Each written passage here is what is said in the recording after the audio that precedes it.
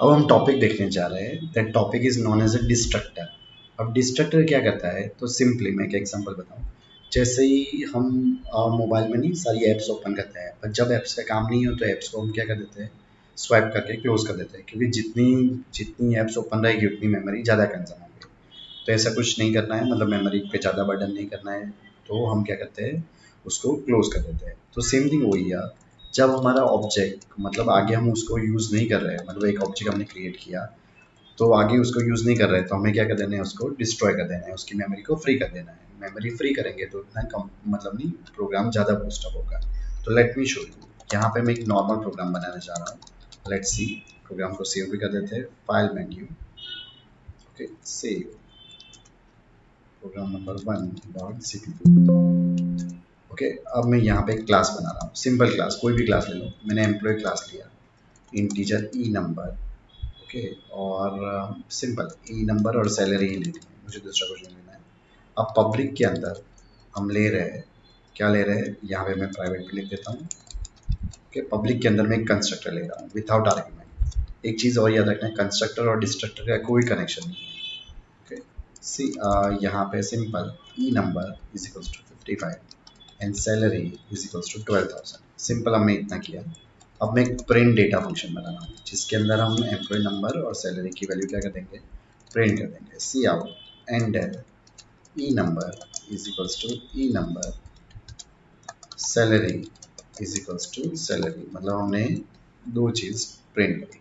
अब मैं मेन में जा रहा हूँ। मेन में ऑब्वियस हम ऑब्जेक्ट्स बनाएंगे।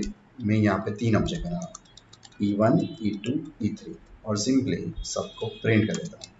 E1 dot print data, sorry मैंने स्पेलिंग गलत लिखा है, E2 डॉट प्रिंट डेटा और E3 डॉट प्रिंट डेटा, और कंस्ट्रक्टर तो ऑटोमेटिकली कॉल हो जाएगा, बराबर। कंस्ट्रक्टर कॉल करने की ज़रूरत नहीं है। ओके, अब मैं हम इसको रन करने जा रहे हैं। देखो रन करते हैं तो सिंपल कुछ नहीं होगा, तीनों तीन कंस्ट्रक्टर की मतलब जो भी हमने वैल्यू असाइन की है तीनों तीन ऑब्जेक्ट की, वो वैल्यू प्रिंट हो जाएगी, और तीनों सिंपल ही है, नॉर्मल ही है, विदाउट आर्ग्यूमेंट। ओके, अब मैं यहाँ पे जा रहा हूँ। यहाँ पे मैंने कहीं डिस्ट्रक्टर का यूज़ नहीं किया था, अब मैं करने जा रहा हूँ। पहले तो यहाँ लिख देता हूँ C out and in constructor. Same way यहाँ पे मैं मतलब मैंने खाली लिखा है, ऐसे कोई लिखने की भी ज़रूरत नहीं है। अब मैं डिस्ट्रक्टर बनाने जा रहा हूँ, तो देखो डिस्ट्रक्टर के आगे जो मैं साइन कर रहा हूँ, वो साइन कहाँ पे है, तो हमारे कीबोर्ड में 1 के आगे जो साइन है वो साइन है, मतलब डिजिट 1 के आगे एक टिल्ड साइन है, वो हमने कभी भी कहीं पे भी यूज़ नहीं किया, पर हम पहली बार यूज़ कर रहे हैं। ओके, तो यहाँ पे मैं लिख रहा हूँ टिल्ड EMP। ओके, सिंपल मैं टिल्ड करके EMP लिख रहा हूँ, और यहाँ पे लिख देता हूँ एंडर बाय। अब ये है क्या, तो देखो डिस्ट्रक्टर का नाम सेम एज द क्लास होता है। क्लास का नाम एम्प्लॉय तो डिस्ट्रक्टर का नाम भी एम्प्लॉय, क्लास का नाम स्टूडेंट तो डिस्ट्रक्टर का नाम भी स्टूडेंट। तो आप बोलोगे कि अपने कंस्ट्रक्टर में भी यही बोला था, तो हाँ इसमें भी सेम ही है, पर डिस्ट्रक्टर के आगे हमें टिल सिंबल करना है, मतलब बाइफरकेट करने के लिए कि ये डिस्ट्रक्टर है। डिस्ट्रक्टर ऑलवेज एक ही टाइप का होता है, और डिस्ट्रक्टर कॉल कब होता है, जब ऑब्जेक्ट की लाइफ खत्म होती है। ओके, तो ये नॉर्मल प्रोग्राम है, E1 E2 E3। तो अब सबसे पहले क्या होगा, ये तीनों तीन का कंस्ट्रक्टर कॉल होगा, फिर तीनों तीन की मेथड कॉल होगी, फिर तीनों तीन मरेंगे। अब सबसे पहले मरता कौन है, तो जो लास्ट बनता है वही पहले मरता है, मतलब बॉर्न E1 E2 E3 होंगे और मरेंगे E3 E2 E1। Okay, now let me try to run. मैं रन कर रहा हूँ, देखिए। ओके, तो देखो इन कंस्ट्रक्टर मतलब पहले E1 ने कॉल किया, फिर E2 ने कॉल किया, फिर E3 ने, फिर तीनों दिन के प्रिंट डेटा हुए, और तीनों दिन के बाई कॉल हुए। तो this is just an simple example. Okay, और मैं दूसरी तरीके से बता रहा हूँ, ये तो चलो हमने बनाया ही है। अब मैं यहाँ पे दूसरे मेथड बता रहा हूँ। देखो दूसरी मेथड में मैं ऐसा कर रहा हूँ, मतलब आपको पता चले प्रॉपरली। मैंने पहले एम्प्लॉय E1 बनाया, अब मैं ये एम्प्लॉय E2 की लाइफ इतनी बना रहा हूँ। E2 वापस मैं कर्ली ब्रेसेस कर रहा हूँ, ओके सॉरी, और मैं E3 बना रहा हूँ, मतलब मैंने तीनों तीन ऑब्जेक्ट में देखो लाइफ अंदर बनाएंगे। अब मैं यहाँ पे एम्प्लॉय E3, मतलब हमने टोटल कितने ऑब्जेक्ट बनाए हैं, 3 ऑब्जेक्ट बनाए, E1 E2 E3, और E3 इसके अंदर बनाया है। ओके, अब E3 की लाइफ कितनी है, तो E3 की लाइफ इतनी ही है, मतलब इसके जितनी। E2 की लाइफ कितनी है, यहाँ जितनी। मतलब सपोज मैं यहाँ पे चलो E2 dot print data call करूँगा, तो उसको नहीं मिलेगा, क्यों, क्योंकि उसकी लाइफ उतनी ही है। Let me show you, error भी बता रहा हूँ।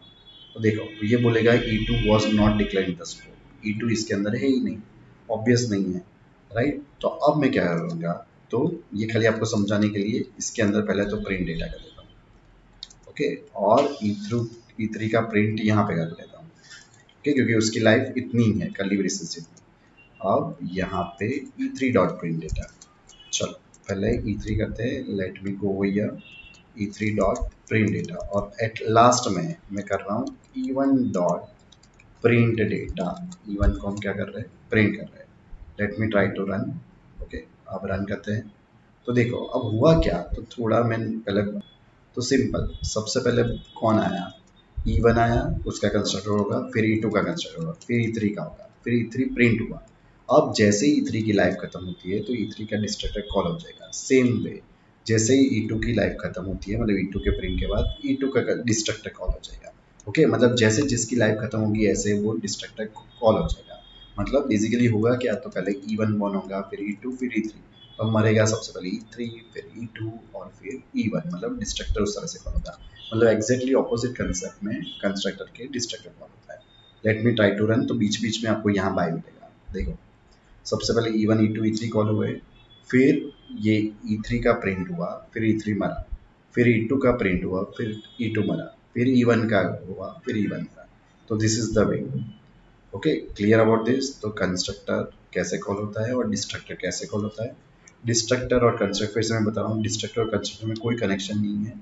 Destructor is use to destroy the memory occupied by any object, okay, वो जब कोई ऑब्जेक्ट की मेमोरी डिस्ट्रॉय करने के लिए काम आता है, मतलब हमारा प्रोसेस फास्ट है, ओके। और जैसे ही उसकी लाइफ खत्म होती है वो अपने आप ही कॉल करता है डिस्ट्रक्टर। डिस्ट्रक्टर का नाम सेम एज द क्लास होता है और उसके आगे टिल सिंबल, डन, ओके। तो चलो